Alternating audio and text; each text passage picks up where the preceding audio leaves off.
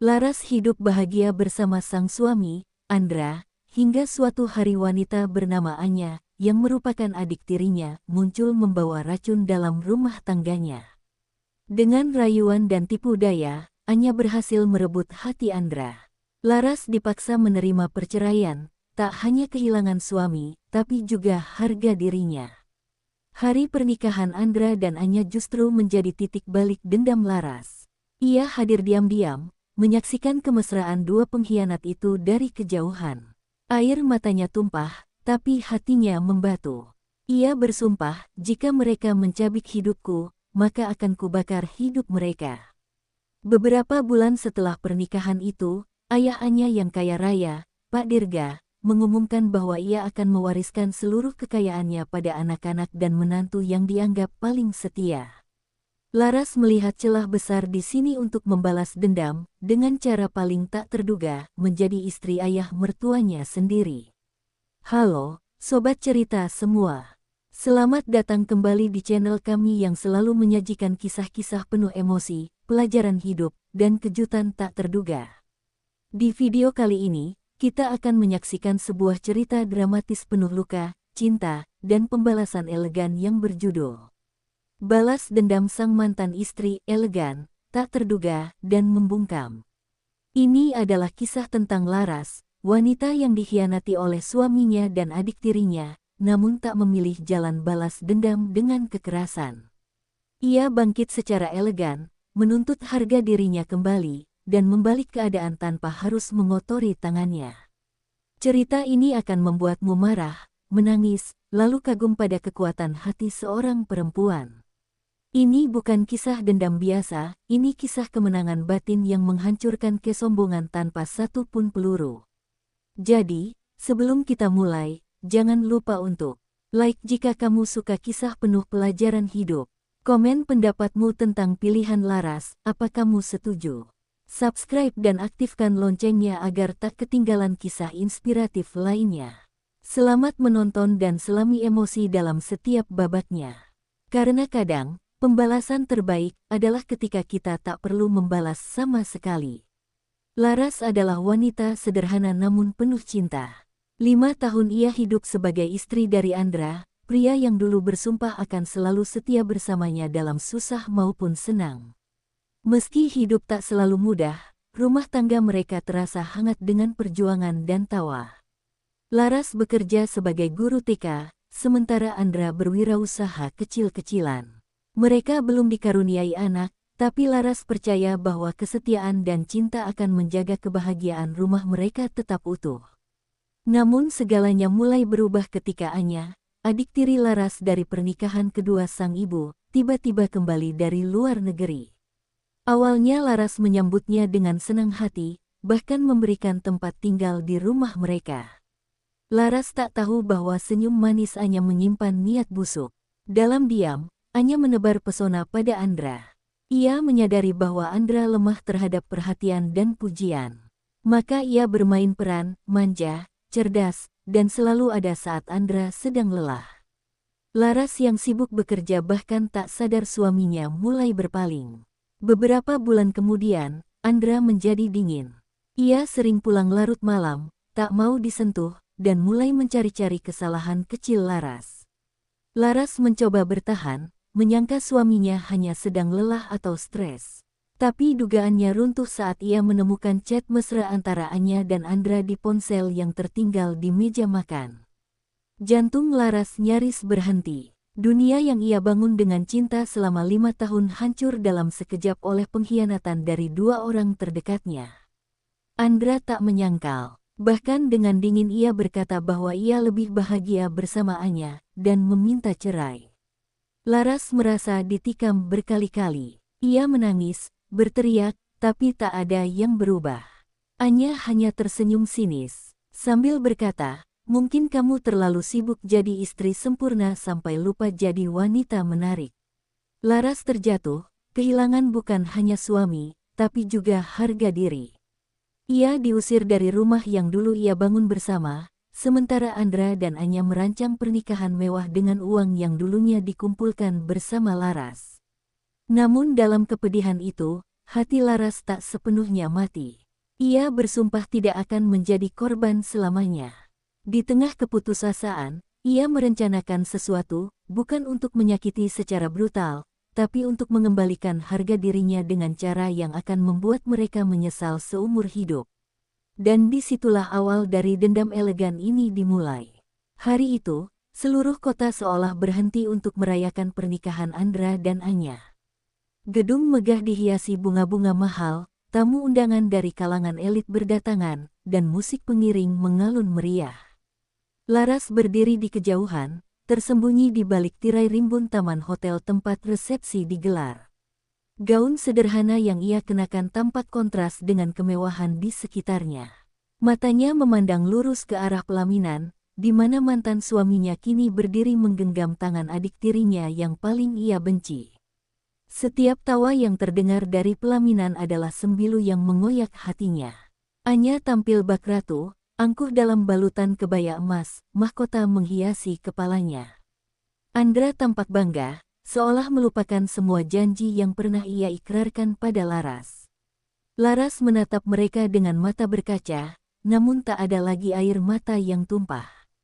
Hatinya telah kering. Ia hanya berdiri di sana, sebagai saksi atas pengkhianatan yang dibungkus pesta mewah. Di tengah kesakitan itu, lahirlah kekuatan yang selama ini terpendam, dendam. Laras berjalan perlahan menjauh dari keramaian, tapi dalam pikirannya, ia mulai menyusun rencana. Ia tahu bahwa Anya bukan gadis lugu seperti yang terlihat. Ia tahu bahwa Andra bukan pria setia seperti dulu.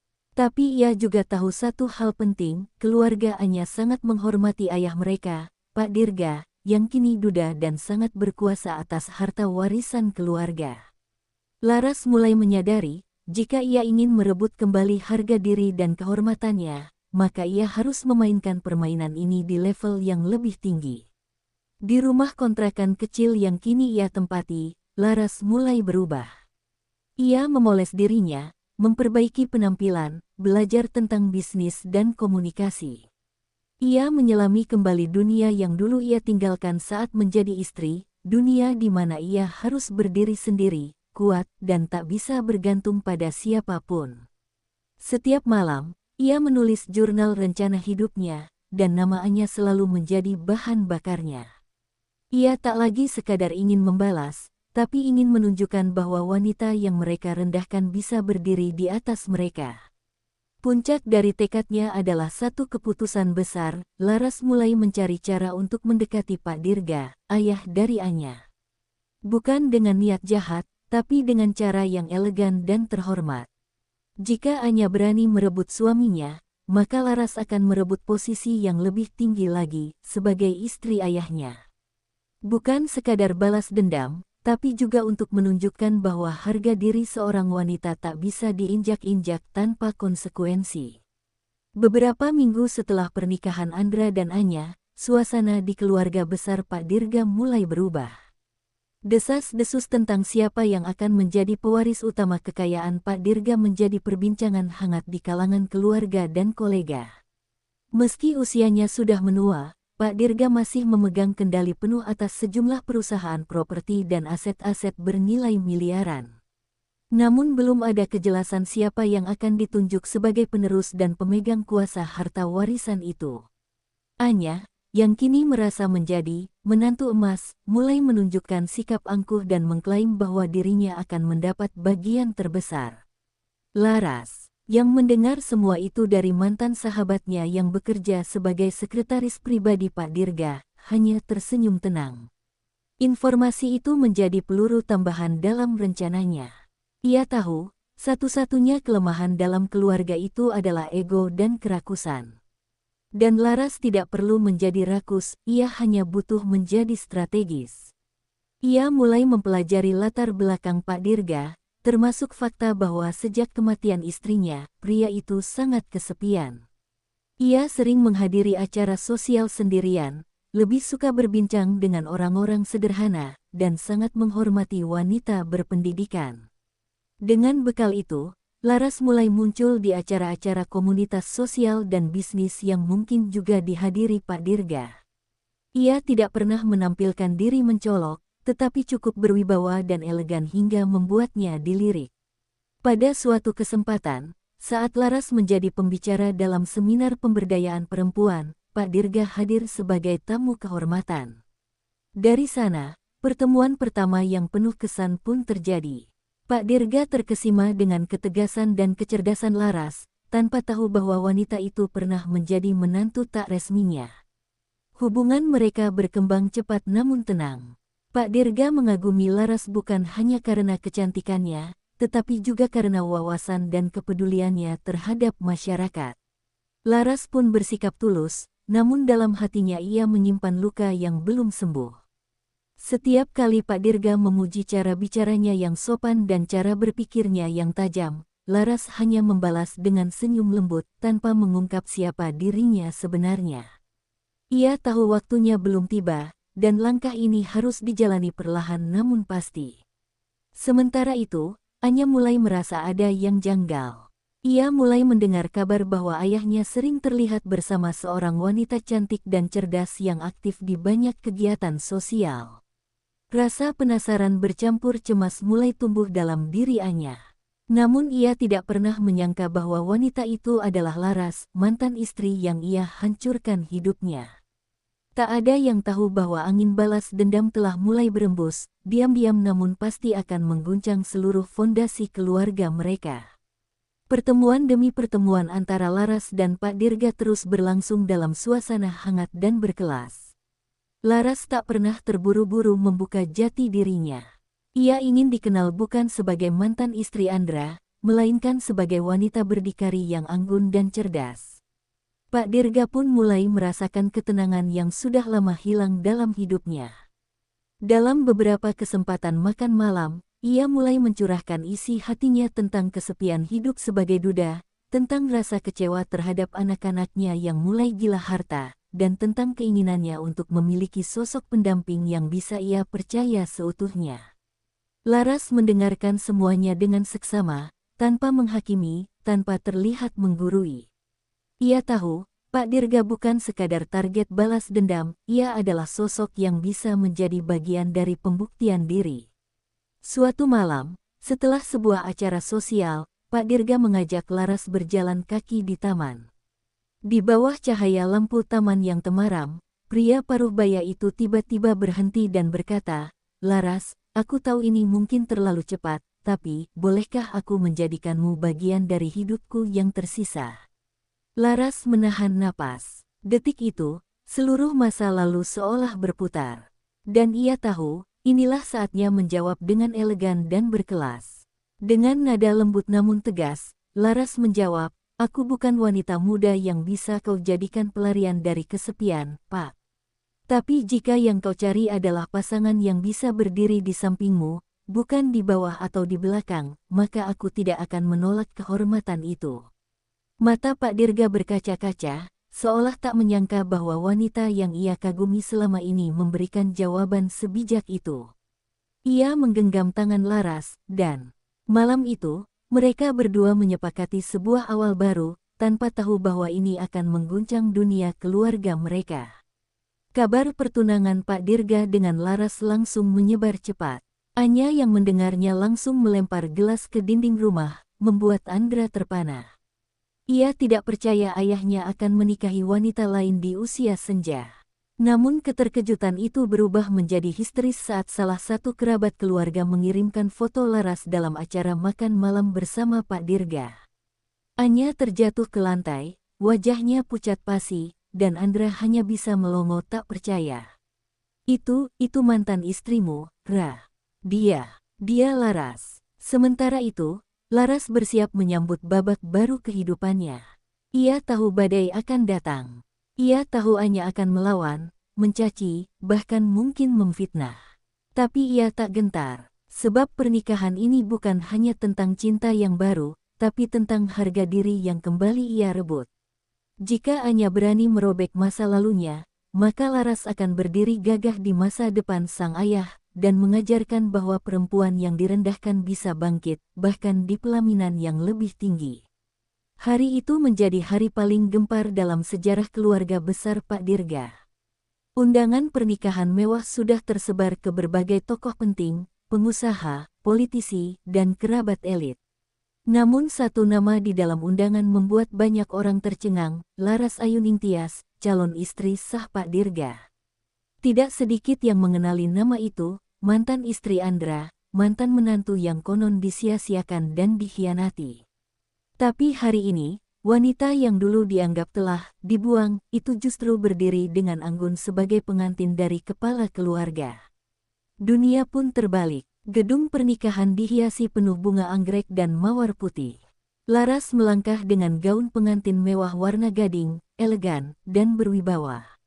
Setiap langkahnya diiringi tatapan tajam dan bisik-bisik para tamu. Namun Laras tidak goyah.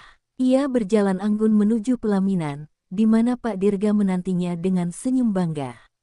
Para fotografer sibuk mengabadikan momen itu, tanpa menyadari bahwa di salah satu sudut ruangan, Anya dan Andra hadir tanpa diundang. Mereka datang diam-diam, berharap ini hanya mimpi buruk yang akan segera berlalu. Wajah Anya memucat, bibirnya gemetar saat melihat Laras menggenggam tangan ayahnya, lalu mencium punggung tangannya dengan hormat. Andra tak bisa berkata-kata. Matanya berkaca-kaca, entah karena marah, kaget, atau menyesal. Laras menatap mereka sekilas, tidak dengan kebencian, tapi dengan tatapan tajam seorang ratu yang baru naik tahta. Satu senyum tenang yang Laras berikan pada mereka terasa lebih menghancurkan daripada ribuan makian.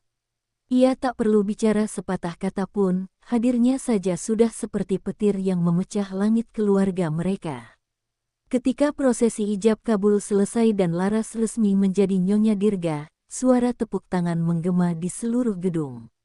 Tapi bagi Anya, suara itu seperti dentuman palu keadilan yang menamparkan wajahnya.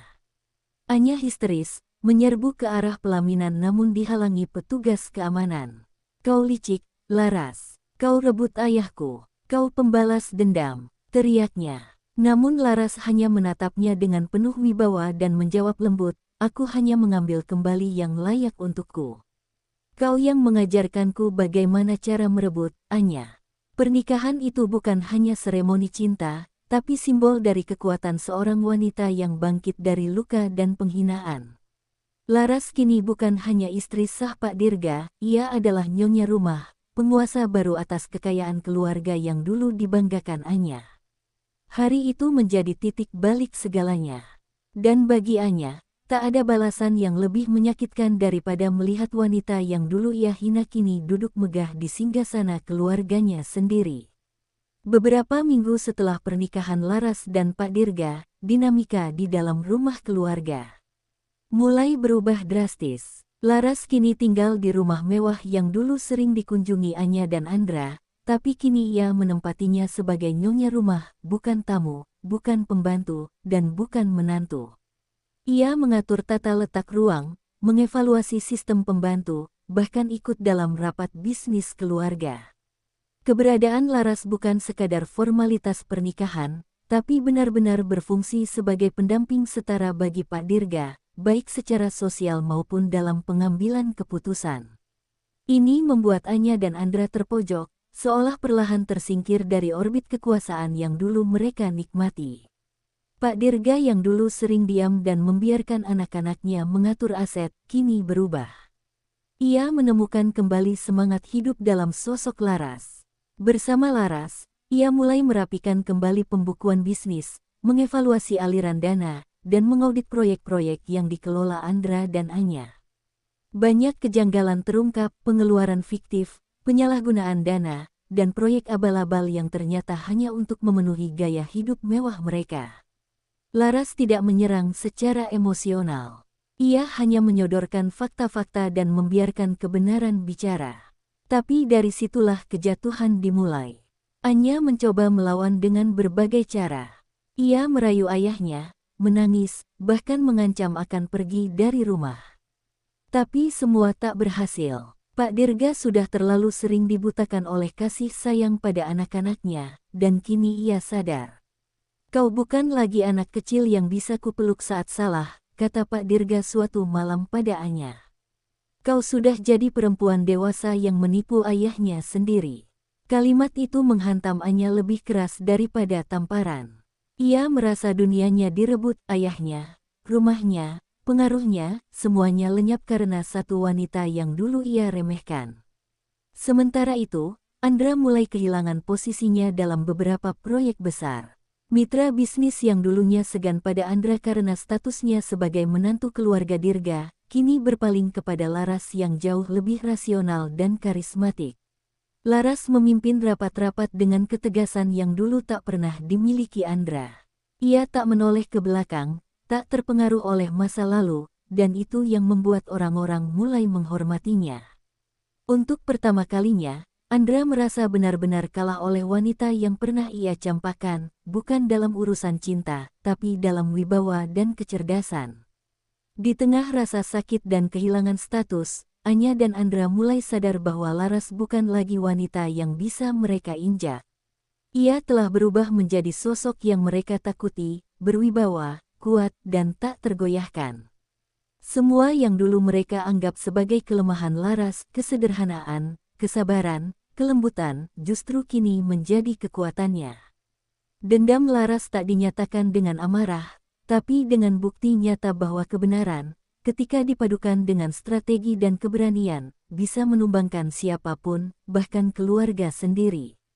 Tersingkir dari lingkaran kepercayaan, kehilangan proyek-proyek besar, dan menjadi bulan-bulanan rasa malu membuat Anya dan Andra seperti binatang terluka.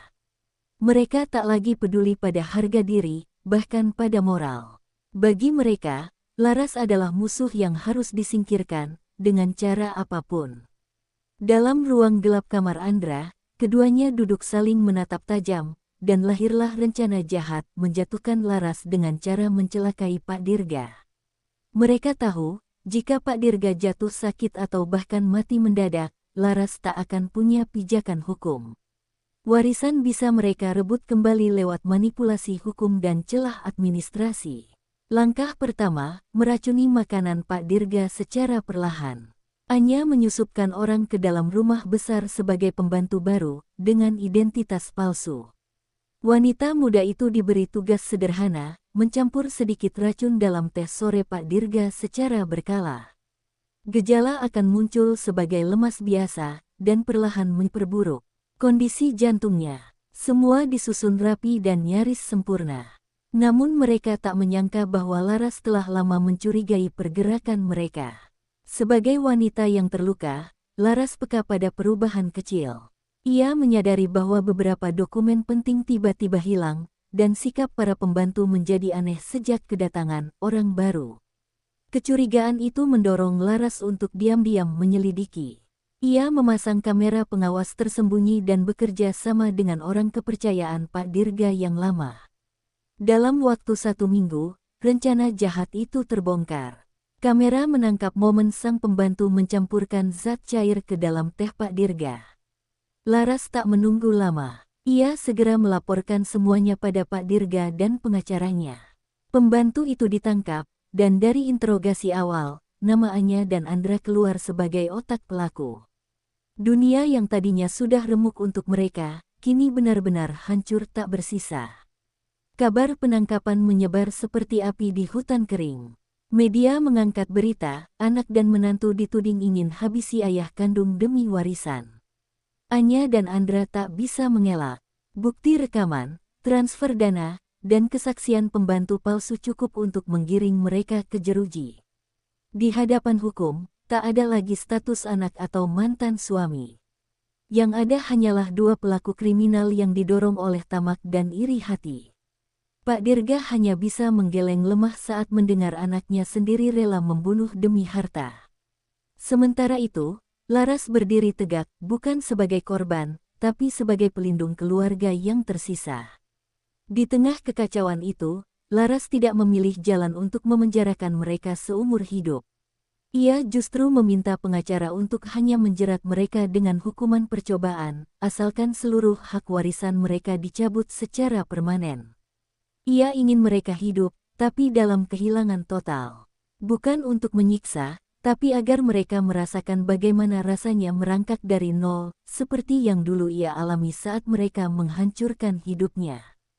Bagi Laras, balas dendam bukan tentang menyakiti, tapi tentang mengembalikan keseimbangan dan harga diri.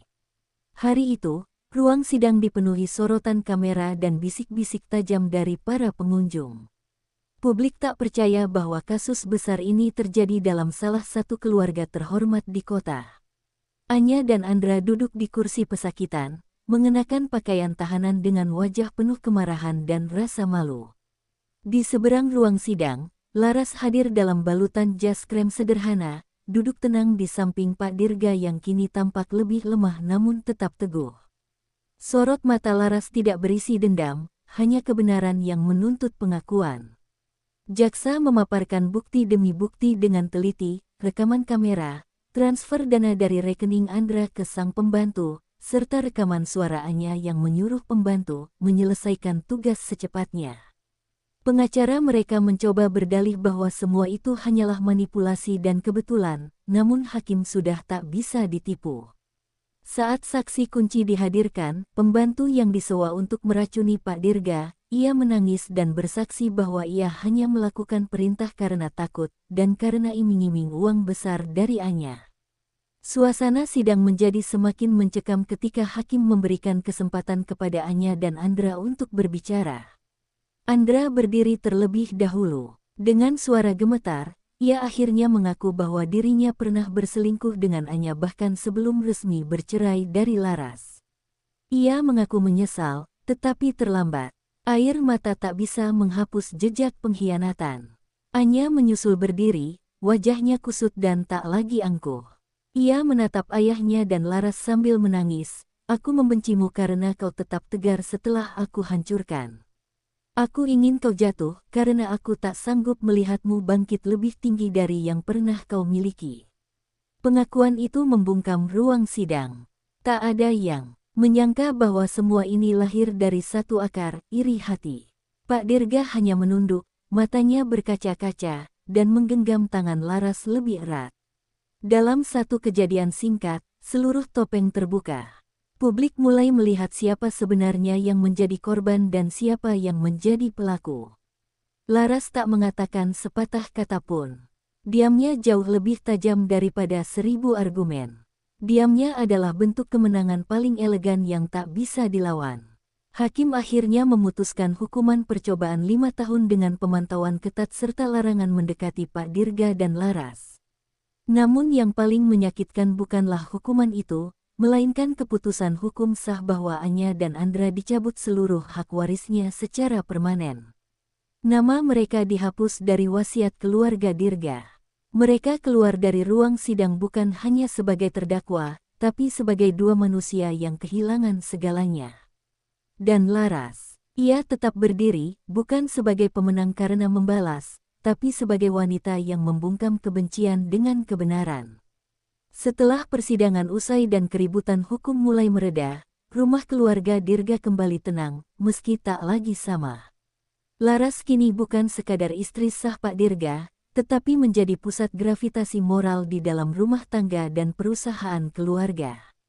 Para staf, keluarga jauh, bahkan publik mulai menyebutnya dengan rasa hormat sebagai Nyonya Laras, bukan karena gelar atau harta, tapi karena wibawa dan ketulusan yang ia tunjukkan dalam menghadapi badai. Ia tidak membusukkan nama Anya dan Andra di media. Ia tidak menjual aib mereka untuk balas dendam. Justru, ia memilih untuk tetap diam dan menjaga kehormatan keluarga di mata publik. Sikap Laras mengundang decak kagum banyak pihak. Beberapa jurnalis sempat mencoba mengorek kisah dari bibirnya, namun Laras hanya menjawab, masa lalu adalah tempat belajar, bukan tempat tinggal. Ia tak mau menjadikan rasa sakit sebagai bahan dagangan simpati. Di dalam rumah, ia mulai merawat Pak Dirga yang kesehatannya perlahan membaik, mendampinginya dalam setiap pemeriksaan dan terapi. Ia tidak hanya menjadi pasangan hidup, tapi juga sahabat dan penjaga. Dalam hati kecilnya, Laras sadar bahwa cinta yang ia dapatkan dari Pak Dirga lahir bukan dari balas dendam, tapi dari penghargaan dan pengakuan atas dirinya sebagai perempuan utuh. Suatu pagi, Laras duduk di taman rumah sambil membaca buku ketika seorang pembantu datang membisikkan bahwa ada tamu tak diundang. Saat keluar, Ia mendapati Anya berdiri dengan wajah penuh luka dan mata sembab. Tak ada kata kasar yang keluar dari mulut Laras. Ia hanya mempersilakan Anya duduk di kursi taman. Anya menangis sesegukan dan berkata, "Aku bukan datang untuk minta maaf karena aku tahu maaf darimu terlalu mahal untuk aku harapkan. Tapi aku ingin kau tahu, aku kalah. Bukan karena aku bodoh, tapi karena kau terlalu mulia untuk kutandingi." Laras tidak menjawab. Ia hanya mengambil selimut tipis dan menyelimutkan bahu Anya yang menggigil, lalu berjalan pergi tanpa berkata sepatah pun. Di ruang makan, Pak Dirga menyaksikan semuanya dari jendela kaca. Ia tak berkata apa-apa, hanya meneteskan air mata melihat ketegaran istrinya yang bahkan masih bisa menunjukkan kemanusiaan kepada orang yang ingin mencelakainya. "Laras," katanya pelan, "kau bukan hanya istriku, kau penyembuh luka di keluargaku." Bagi Laras, itu lebih dari cukup. Ia tak pernah membayangkan balas dendamnya akan berujung pada penyembuhan, bukan kehancuran. Tapi justru disitulah nilai tertinggi dari kemenangan, mengalahkan musuh tanpa perlu merendahkannya. Hari demi hari berlalu, dan Laras menjalani perannya dengan sederhana namun penuh makna. Ia tetap turun ke lapangan membantu kegiatan sosial, tetap membimbing staf perusahaan, dan tetap menjadi perempuan yang lembut sekaligus kuat. Semua orang yang pernah merendahkannya kini menaruh hormat yang dalam. Dan walaupun luka masa lalu tidak sepenuhnya hilang, Laras telah membuktikan bahwa menjadi ibu tiri tidak berarti menjadi tokoh jahat, ia justru menjadi cahaya di tengah puing-puing dendam, yang menyinari jalan baru menuju kehidupan yang lebih bermartabat. Waktu berlalu, seperti aliran sungai yang tak bisa dihentikan. Laras kini menjalani hari-harinya bukan sebagai wanita yang sedang berperang, melainkan sebagai perempuan yang telah berdamai dengan dirinya sendiri dan masa lalunya. Rumah besar yang dulu terasa penuh bayangan luka kini dipenuhi canda anak-anak yatim yang sering ia undang untuk belajar dan bermain. Laras tak sekadar memimpin perusahaan dan mengurus suaminya yang mulai menua, tapi juga memimpin perubahan sosial di lingkungan sekitarnya. Ia menjadi simbol perempuan yang bangkit bukan dengan kemarahan, melainkan dengan kemuliaan. Suatu malam, Laras duduk di teras belakang rumah sambil menulis di buku jurnal lamanya. Jurnal itu yang dulu ia isi dengan rencana-rencana balas dendam, kini berubah menjadi catatan tentang pengampunan, tentang peran sebagai istri, pemimpin, dan wanita bebas dari luka. Ia menatap langit malam yang bertabur bintang dan menghela napas panjang. "Tuhan," bisiknya lirih, "aku sudah cukup. Aku sudah tidak ingin melihat mereka hancur. Aku hanya ingin mereka belajar, seperti aku pun pernah belajar dari kejatuhanku." Di titik itu, Laras merasa bebannya benar-benar luruh. Ia tak lagi memikul dendam. Ia hanya memeluk pelajaran. Anya dan Andra kini hidup sederhana di kota kecil, jauh dari keramaian media. Kabar terakhir yang Laras dengar, Anya bekerja sebagai staf administrasi di sebuah yayasan sosial, sementara Andra membantu koperasi desa. Mereka tidak lagi saling menyalahkan, karena luka mereka sendiri sudah cukup dalam. Tak ada lagi upaya balas dendam atau hasrat merebut kembali. Dunia telah mengajarkan mereka bahwa keserakahan dan pengkhianatan hanya berujung pada kehancuran. Meski tak ada jabat tangan atau pelukan rekonsiliasi, Laras percaya bahwa waktu telah menjadi jembatan penyembuh antara mereka. Pak Dirga, dalam kelemahannya yang makin nyata, sering menggenggam tangan Laras sambil berbisik, "Terima kasih sudah mengubah akhir hidupku menjadi damai." Ia tahu bahwa jika saja Laras memilih jalan penuh kebencian, mungkin rumah tangga mereka tak akan pernah tenang. Tapi Laras menunjukkan bahwa perempuan bisa menjadi benteng yang kokoh dan juga pelipur yang lembut. Di usia senjanya, Pak Dirga merasa bukan hanya dicintai, tapi juga diselamatkan. Laras telah membawanya kembali kepada makna keluarga yang sesungguhnya, bukan soal darah, tapi soal kepercayaan dan kasih sayang. Kisah Laras menjadi legenda kecil yang dibicarakan orang dengan penuh hormat. Ia pernah jatuh, dikhianati, dibuang, dan hampir dihancurkan. Tapi ia tidak menjadikan luka itu sebagai alasan untuk menciptakan luka baru.